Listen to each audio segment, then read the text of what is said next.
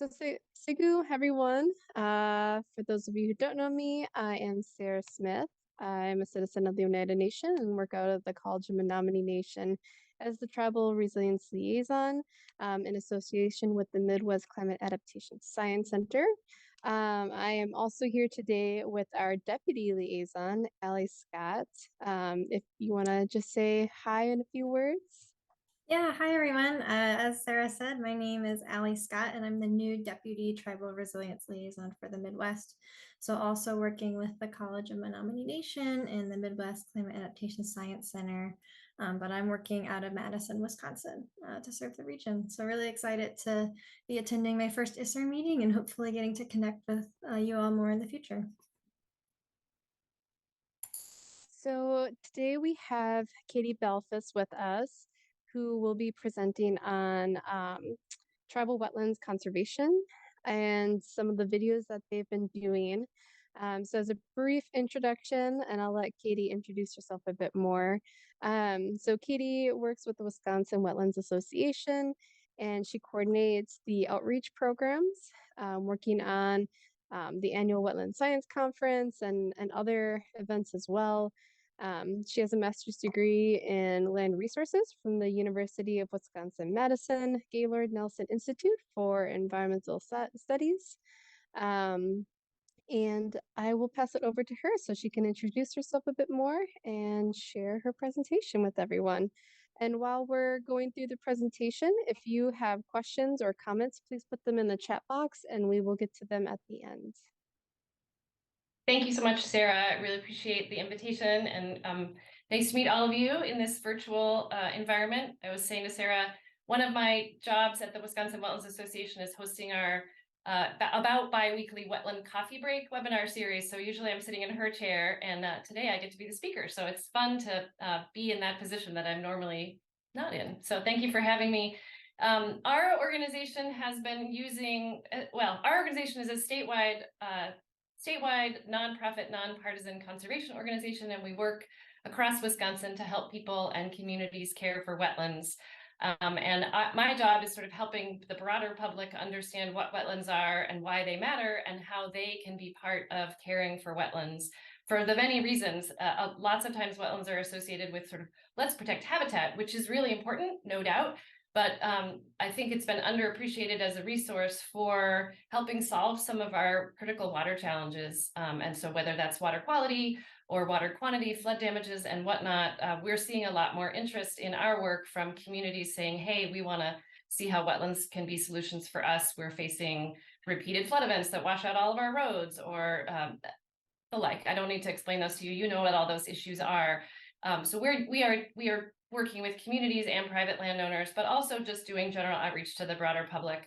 And one of the things that I have been involved in recent years is making short videos that respond to the attention spans of many of us today and the places where we get some of our information from social media and whatnot. So these short videos we've been producing to try to tell the story about why wetlands matter, what they are, how you know where they are on the landscape, what they do for us, and also tells the stories of people who are protecting and caring for them and trying to cover a variety of different kinds of people and communities so that people can really see themselves in the folks that we have represented in these videos and say, oh, this is something that I need to pay attention to and that I could be engaged with. So we've featured local communities who are protecting wetlands in their communities. We're talking with farmers, we're talking with private landowners who are restoring property or managing property that they care for. So trying to feature a wide variety of people in these videos. And so these videos I want to share with you today are the most recent of those and are part of a broader initiative that we have with the tribes in Wisconsin and the wetland program staff and natural resources staff in those programs to try to build those bridges and lift up the projects and work that tribes are doing in Wisconsin for wetlands, because we find it's not something a lot of people know about, and they're doing really great work that we need to share. So I'm going to move through here now, and I got to click the right button. So with lifting up the voices of Wisconsin tribes, sharing the good news about what tribes in Wisconsin are doing for wetlands, the protecting and caring for wetlands, maintaining watersheds for water quality, managing floodwaters, all the things that we just discussed is part of this bigger effort. And the link here, wisconsinwetlands.org, Wisconsin Tribes Caring for Wetlands, will take you to a page that has more information about the projects, and will have all of the videos that I will share with you today, so that, Zoom is not great for sharing video. It gets a little choppy. So apologies for that in advance, but wanted to let you know where you can find these videos. 2 years ago, we partnered with Oneida Nation, which was our first tribal video project, and produced those videos then and released those out to the public. And then this year, we're here to share 4 new videos that came out in the month of May, which is American Wetlands Month, if you didn't know that already. And we use that opportunity to promote these videos out to the broader public. Just want to recognize our project partners, Wisconsin Tribal Conservation Advisory Council, USDA, NRCS, and the 2 fine tribes and their Natural Resources Department that we're featuring this year. So what are the goals of the project? Well, to highlight good wetland and watershed conservation being done by tribes in Wisconsin, to inform both tribal and non-tribal community members about the work of the tribes. In talking with natural resources staff in these departments, they often know that part of their outreach and education is within their own communities, that folks might not be aware about what staff are doing for these resources and how it might benefit them, whether it's protecting areas where they want to harvest anything, or harvest other resources for their cultural or traditional practices, or food or whatnot, medicinal. So looking with both a tribal and non-tribal audience in mind, and then also helping the decision makers within those communities and beyond the tribal communities understand how this piece fits into the goals of the community and the goals of the tribes and outside the tribes, and to motivate and guide other communities to use a long-term watershed approach. The tribes are sort of setting the standard for looking at systems holistically, and looking at watersheds and looking at long-term, which is something that non-tribal communities don't struggle with, right? That many communities are not taking that long-term approach to their natural resources protection and management. And so encouraging and motivating other folks to take this long-term and watershed approach is really part of what we're trying to accomplish here. So as I said, we've featured 2 tribes this year, the Red Cliff Band of Lake Superior, Chippewa, and the Bad River Band of Lake Superior, Chippewa, up on beautiful Lake Superior. And so the Red Cliff Band is a very small program. You'll hear in this story that it's a brand new wetland program within their natural resources, treaty natural resources department. And I will let the story tell the story, and be quiet for a few minutes while you enjoy it. And again, sorry for the choppy, things might not line up because of the miracles of Zoom.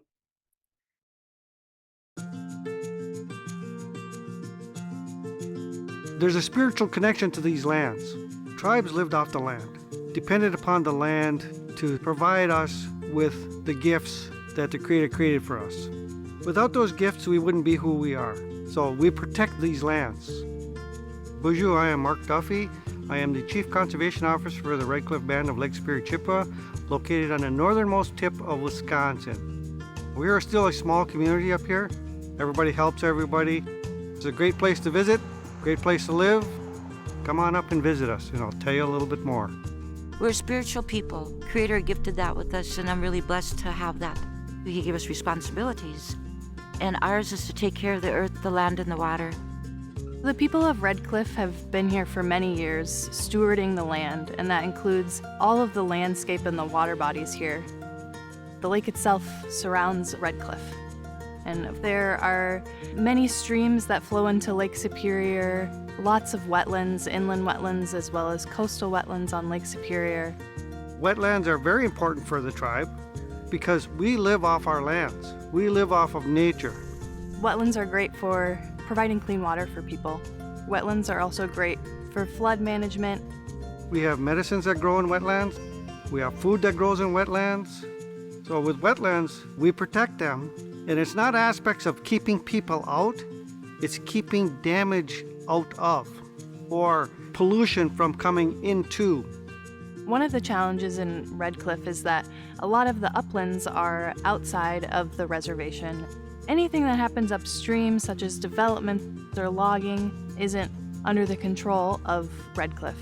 Having wetlands on the landscape can help to mitigate some of those impacts from reaching Redcliffe. And now the Redcliffe Band has decided to invest even more in wetlands by creating a wetland program. This program will monitor and map wetlands in order to better protect as well as improve the health of wetlands here in Redcliffe. We have a person that can get out there and see and make recommendations on how to protect our wetland areas. It's very important for us to have that because in the world of today, that expert holds a weight along with our traditional knowledge holds weight. And together, it creates a better buffer zone for us to make sure that we maintain, protect, and enhance the biodiversity that a wetland brings. I think things are changing. One thing that has really happened is the revitalization. The revitalization of our language with the gathering, the hunting, the fishing. The same with the water. You'll hear that there's water blessings. We bless our water. You know, if we're disrespectful to the water can change just like that on us.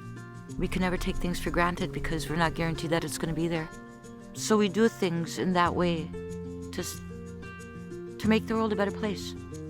We are trying to create this thing here in Redcliffe that creates the environment that we live in today is secure so that person that is 100 years from now can still come back here and pick medicines, still be able to harvest wild rice, still be able to get fish that are clean and good to eat. You know, that's the way we live because we have to keep our environment safe and sound for the 7 generations to come.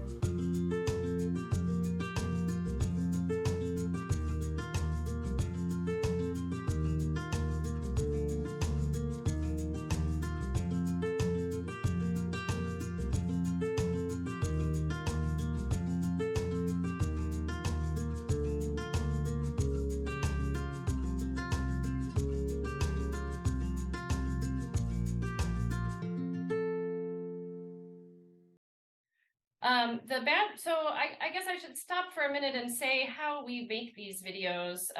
And I should have done before this previous video. I was just so excited to get going with it. We collaborate with the tribes. They're the ones that, of course, get to figure out what their story is that they want to share. We help them craft what that story arc is. We help them think about the right people to tell the story. And then they are the ones that identify people within their community that would be the right voices to share the information. And of course, we want to highlight both the staff when that's appropriate, but also the members of the community, because that's ultimately who we're featuring here. And that I hope comes through in these videos. So we want to get the message about what wetlands are and why they matter, but we also want to cover the story of the tribe as well. And that's their story that they get to choose. So we have 3 stories for the Bad River Band because they are doing so much work that one video was just not too much information. So we split it up into 3. And the one that you guys is most germane to your focus here in terms of resilience is going to be the 3rd one. So bear with me while we walk through the other 2. But there was some, well, I'll let the videos speak for themselves and hopefully the volume will be a little better this time. I will crank it up.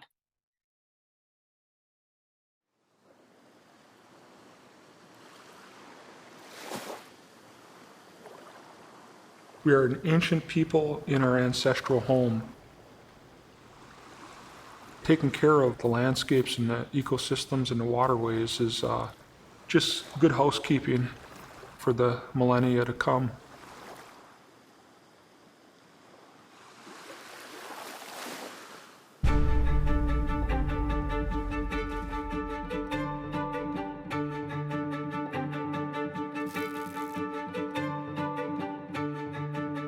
Our tribe, the Bad River Band, is part of the Lake Superior Chippewa. We're located in pretty much the center of northern Wisconsin on the beautiful shores of Lake Superior. People here are friendly, you know, everybody's family around here, everybody kind of knows each other. Our land base is over 120,000 acres, punctuated by the presence of incredibly rich hydrology. We are very water rich, around 500 miles of mapped streams and rivers, and a large coastal wetlands complex system, which makes it pretty unique. the Kakagan and Bad River Sloughs wetland complex did get designated as a Ramsar site, or a wetland of international importance. And that was a big deal to us. This system is the first tribal designated Ramsar site. Here, where the water is very prevalent, it is very important to us. And it was important to our chiefs who selected this place. This is one reservation that we weren't placed on. We chose to be here because it had everything we needed to be able to live a good life. You know, we live off the land, we hunt, we fish, we gather, and most of that we do on the waters, so it's very important to us. And so in real time, you know, we fight for protection and preservation of our water resources. And we are so thankful we have a lot of our wetlands intact.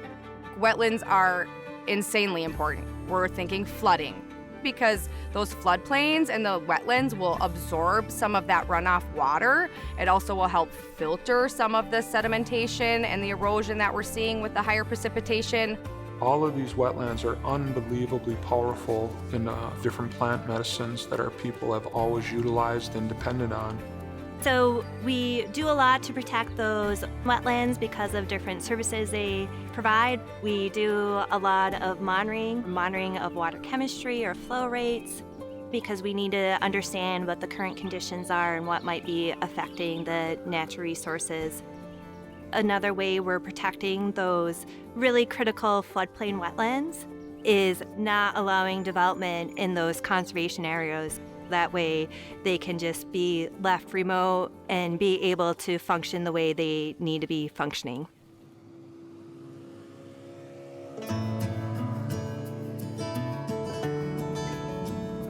We pride ourselves as taking care of the land, taking care of our resources. And I think natural resources, the department takes a vital step into ensuring that that's done, helping us as a tribe accomplish that. One thing that's unique about our Natural Resources Department compared to others is we do utilize both what's called Western science and traditional ecological knowledge, because it's not just about collecting very specific information about water chemistry, but it's also trying to talk to elders and community members to better understand those uses that wetland or water body provide for them. What I do then is review the project that wants to be done. Then we have to evaluate how is that going to affect the rice? How will the birds be impacted? How will the bears be impacted? Just like a ripple in a pond, if one is taken out, then it affects everything else around it. The water, the land, the animals, our people, you know, we're all resources here. So, I mean, we all need to work together as a whole to protect the resources. We don't know what the future holds for us, so we must remember to take care of what we have here, to always be mindful that it is something that will sustain us in the long run. We try to keep that seventh generation, those future generations in mind, to send what we have into the future for them, so they're blessed just like we were when we arrived here on this place. And that's a good thing.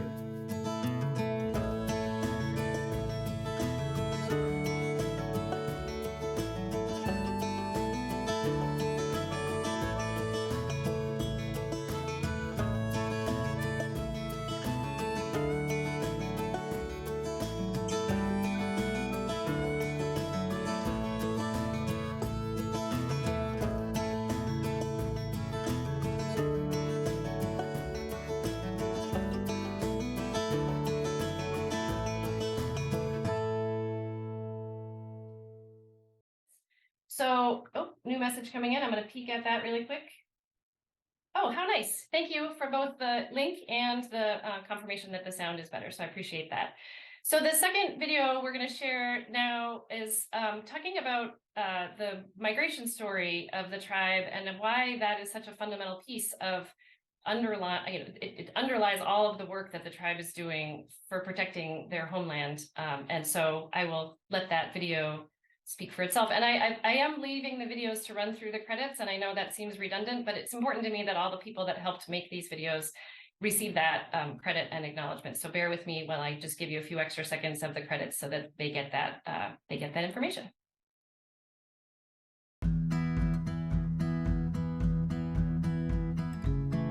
Here at Bad River, Menominee has always been important to us. When we see that, we talk about that. We talk about how we were brought to this place, and we need to remember why. We have a migration story. That migration came with spirits who came to deliver a message to us. There would be a light-skinned race that would come across the Great Salt Water, and in their coming, they would bring destruction to our people. In order for us to preserve what we had, we should move to the west. And the Spirit said you would go to the place where food grows on top of the water, which we knew already was wild rice, what you know as Menominee. We harvested Menominee since we were in Maine, where there's still Menominee marshes in that area there. And so our migration journey was to essentially preserve what we have. So our migration took us along St. Lawrence Seaway through the Great Lakes in the southern part of Michigan, around Chicago, and then north through Canada down to this place where there was a vast wetland and Menominee that was there. And so here, Menominee has always been important to us. And we must remember to take care of what we have here. We all need clean, healthy water. It's so important to all of us. And then it's especially important to the Bad River tribe because they depend on things like Menominee or wild rice to sustain themselves. So we are so thankful we have a lot of our wetlands intact because those wetlands provide all those functions like water storage and filtration, which will enhance the wild rice growing here. So on the north end of the reservation, the Kakagan and Bad River Sloughs Wetland Complex, which is around 16,000 acres in size, has received a lot of different designations and recognitions over the years. And it's the area that has the most wild rice in the Great Lakes Basin. The tribe has taken care of this place over the generations. And they know if they take care of this place, this ecosystem will take care of them. Because if we don't have clean, healthy water, we're not going to have a healthy community. One of the things that we teach our children about is that in creation, never take all that there is.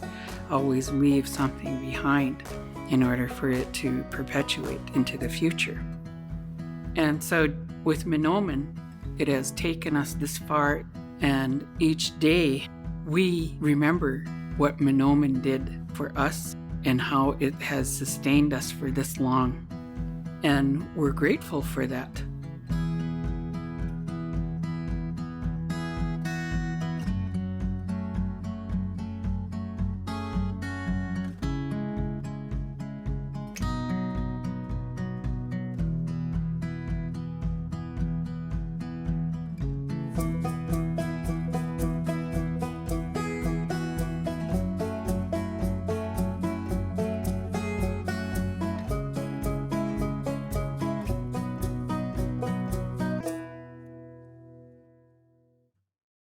Okay, and now we are to our last video, which is the one most germane to your interests, perhaps, managing watersheds in an age of climate change. You might know that this Lake Superior Basin has had the northern part of Wisconsin in our Lake Superior Basin has had some really phenomenally enormous storms hit in the last 10 years or so, 2016 and 2018, I think in particular, that really damaged a lot of communities in that area and the tribe including in that. And so this video talks about the ways that their management takes climate change and the changes that that will bring into consideration in their work.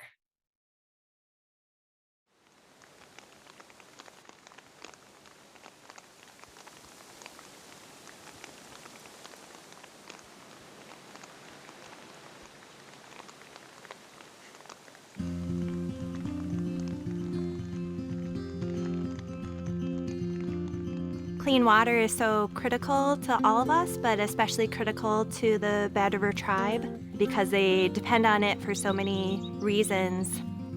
So climate change is a really big issue. It's an issue that really is magnifying the current stressors on the landscape and on the water resources.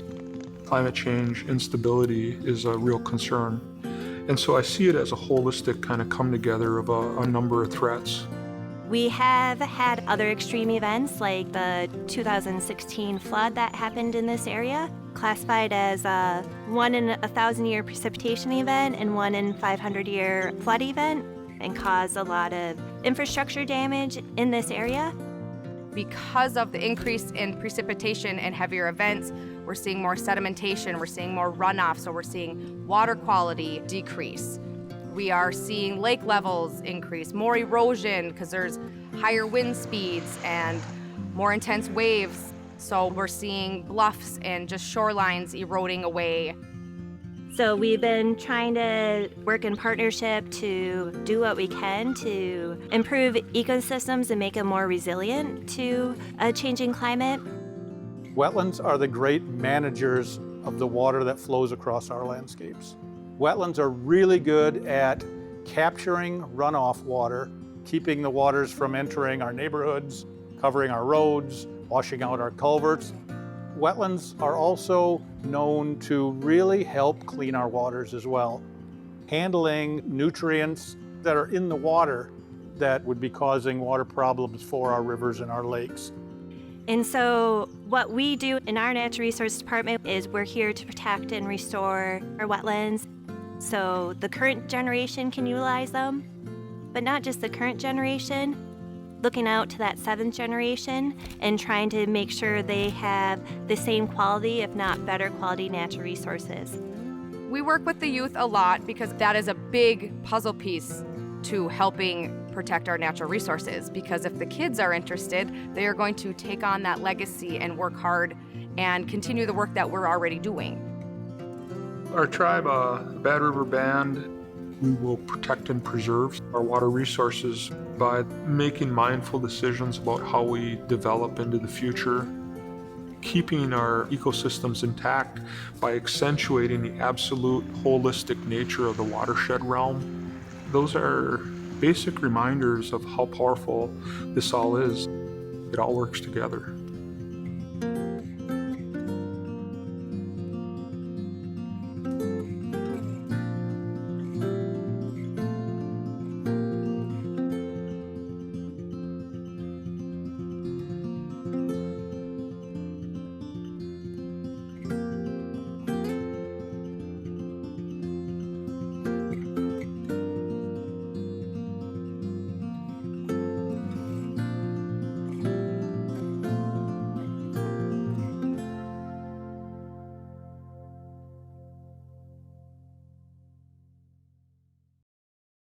A little bit about the work that we are doing, and we started in American Wetlands Month back in May to spread the word about these videos. This talk is part of that effort, and it's ongoing.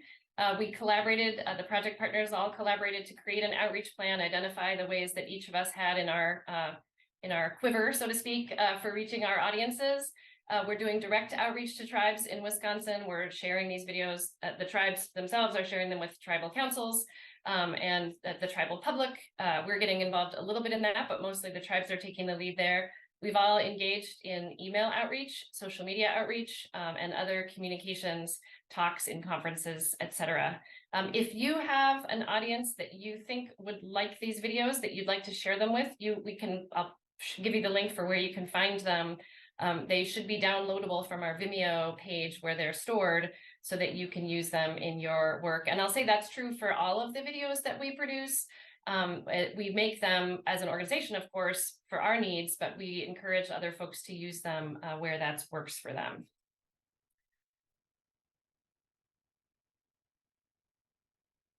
We also reached out to other like-minded conservation organizations that we all partner with to say, hey, would you help us spread the word about these so they could plan? And we had a whole outreach toolkit where we provided text for email newsletters, sample text for social media posts, etc., to try to make it really easy for folks to spread the word. And they did a great job. So yeah, we provided all these resources. We had screenshots, we had all kinds of things so that they could take what we gave them and make it really easy to put it up. And we had really good results as a result. Folks did actually do a lot of sharing of them, which was super. Some really early returns. We had about 10,000 people got emails from one group or another. Reached somewhere between 1,000 and 3,000 people on Facebook, depending on which video you're talking about. They were also posted up on LinkedIn, Twitter, and Instagram, and lots of shares. I just put the organizational shares up here, and it was not an inclusive list, but just what I sort of grabbed quickly. So reaching a lot of folks, but it's just the early returns, right? We did a campaign in May because it was American Wetlands Month, and that made sense, but it's work that we will carry on. So again, if you have an audience that you think would be great for this, or you'd like to share this information with folks you work with, we invite and welcome that. You've already watched the videos and seen the thank yous for our project funders, but one more gratuitous sharing of that, because we couldn't do it without their support. And of course, to the folks who we interviewed, the manner that we drafted questions, broad questions for the people that we interviewed, and then really went with where they went with those interviews and the stories that they wanted to tell and the information they wanted to share. So we had a general sense of the story arc that we were looking for, but it was really driven by the voices of the people that we interviewed, and really grateful to them for the time and energy and knowledge that they contributed to the project. As I said at the start, this is an ongoing effort, and we're going to continue with our partners, hoping to highlight additional tribes in Wisconsin. And so this is my promo slide for other tribes in Wisconsin. We need your help to identify the stories or the story that you want to convey, and the people who could tell those stories, helping to coordinate the shoot, helping with identifying funding possibilities, and of course, providing important feedback to make sure that the story that we're telling is the story that you want to share, and that we're accurate and doing justice to the work that the tribes are doing. So that's our process there. And that is the official presentation here, and I hope that you have questions, and I'm happy to share more information about these videos and other videos in our series, and where we should go from here. So I will await further feedback from the group. Yeah, Katie, thank you so much. So this is a wonderful presentation, and I really do encourage folks, if the video is coming through a little choppy, to go in and look at that link, because it's gorgeous footage and just really a professional product that's put together. If you do have questions or things you'd like to talk about, please do feel free to put it in the chat or to raise your hand, since we have a small group. I guess one thing I can kind of pitch to get us started is just the impressive level of partnerships that you've had to work to make this happen, and to communicate the great work that's going on.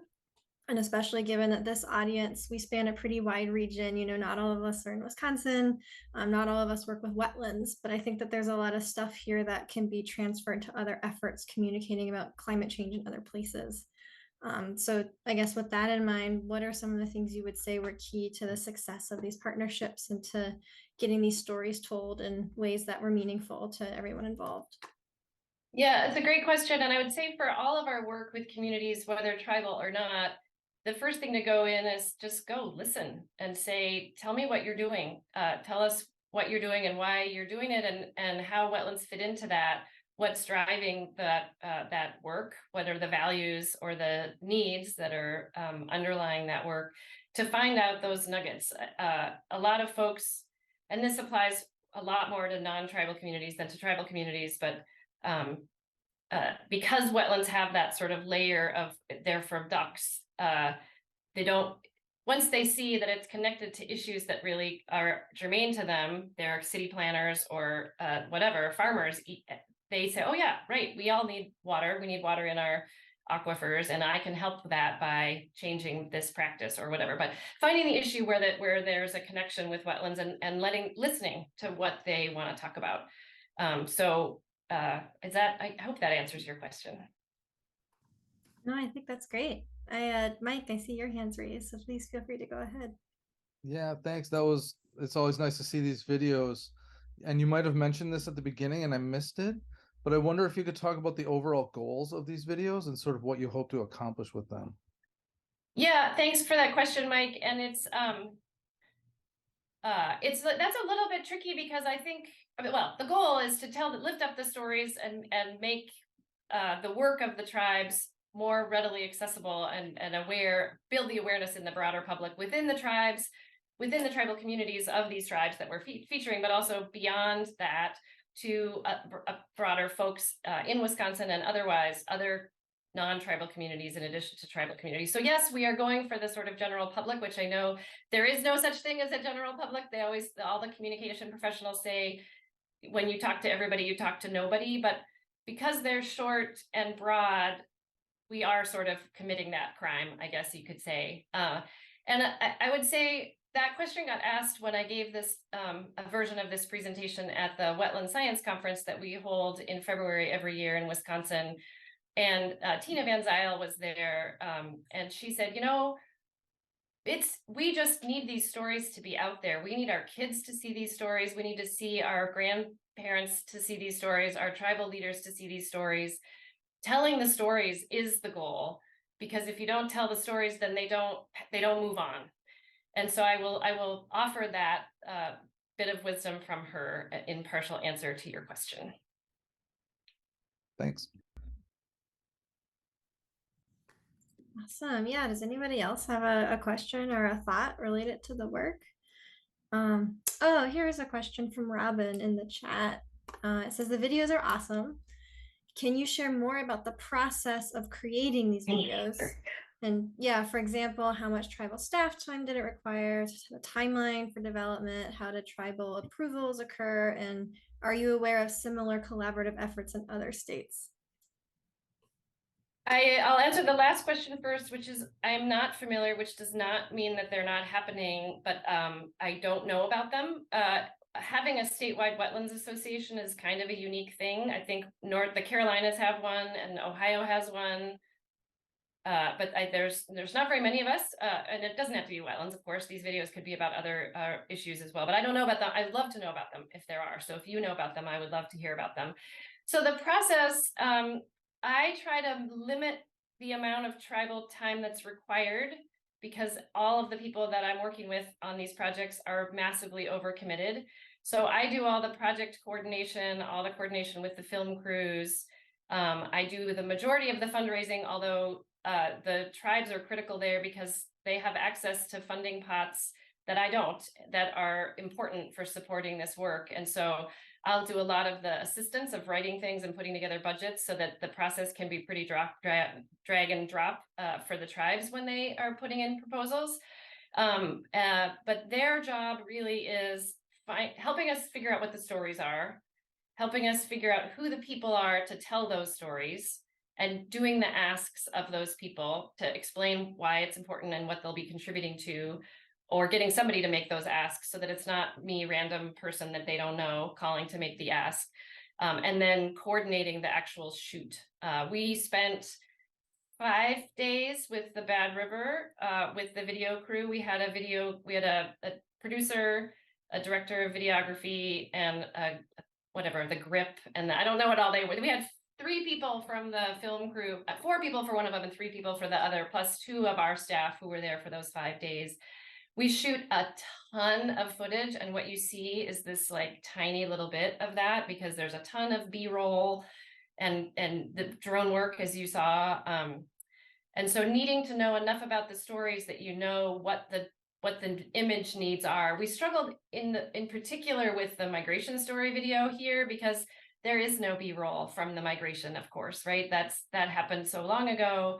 There wasn't documentation in a visual way. So you saw we used a lot of paintings and other imagery that we were able to find online with archives and things that we found, or our video director found, but all of that was vetted through the tribes because of course it has to work. The pictures have to be appropriate for the story. We are not using an American Indian film crew, although we did hire somebody from the Bad River Nation to help. He was a project assistant during the course of the couple of days that we shot there. And so we're dabbling in that because we want to do it. We found this film crew about 5 years ago the director was working for Wisconsin Public Television at the time and had just left and was going on his own, and we found him, and he's so good that we've stayed with him.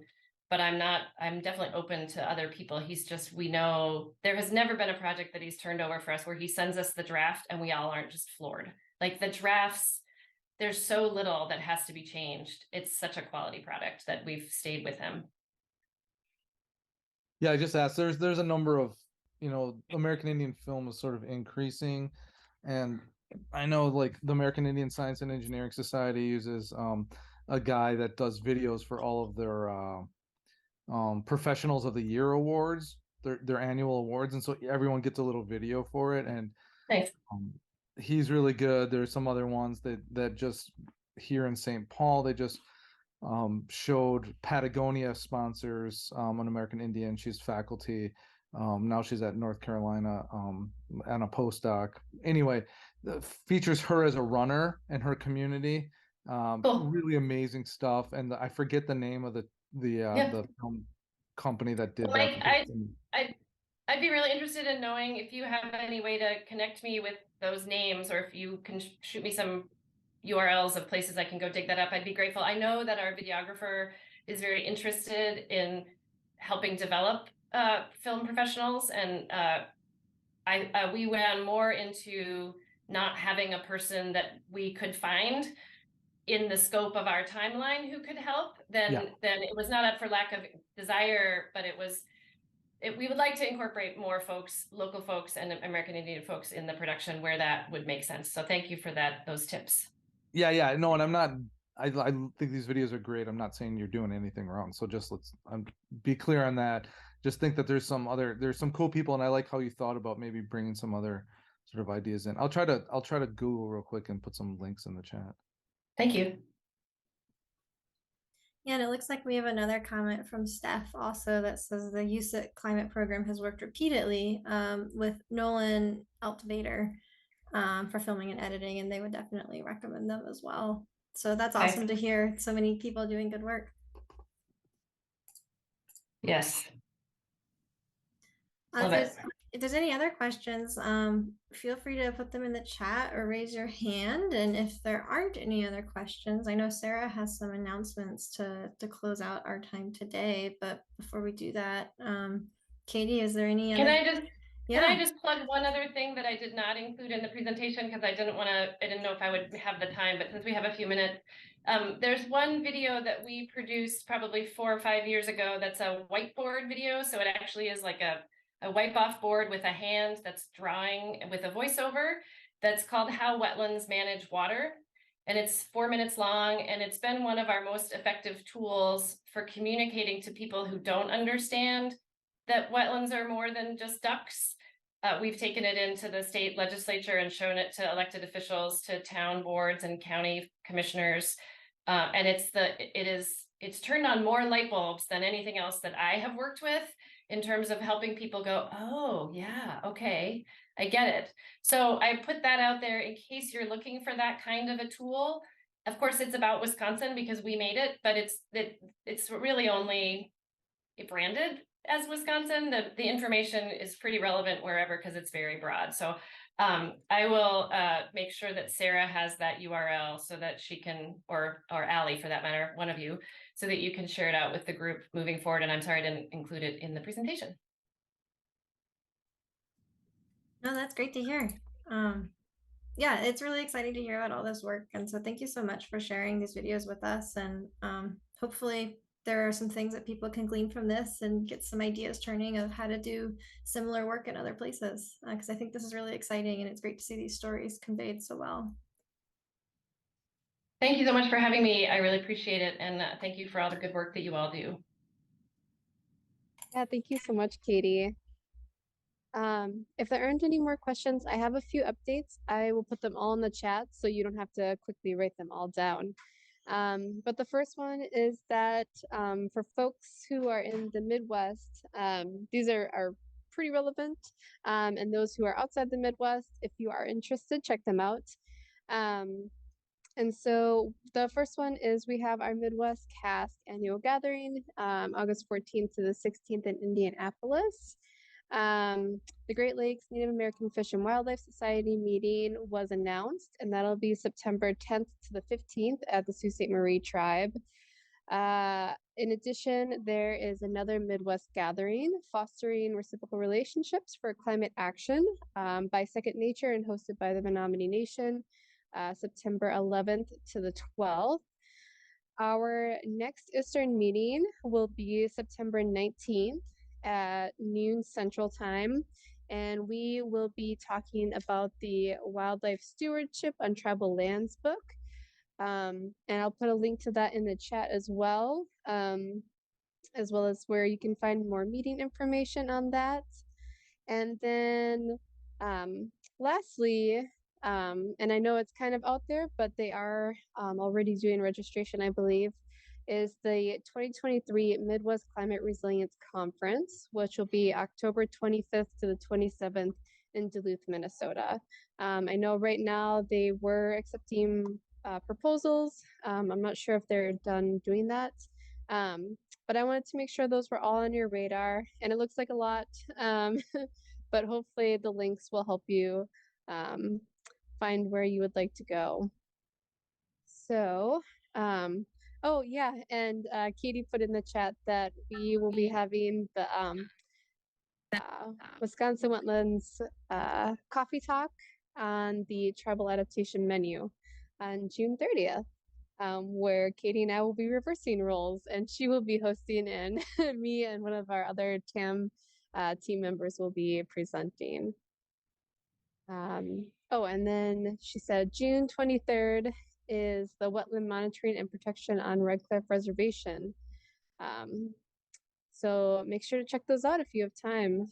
And if we have no more questions, I really want to thank everybody for joining us today. I know it's a really beautiful day outside, and sometimes it's hard to be on your computer when it's so nice out. So I really appreciate you all taking the time to join us.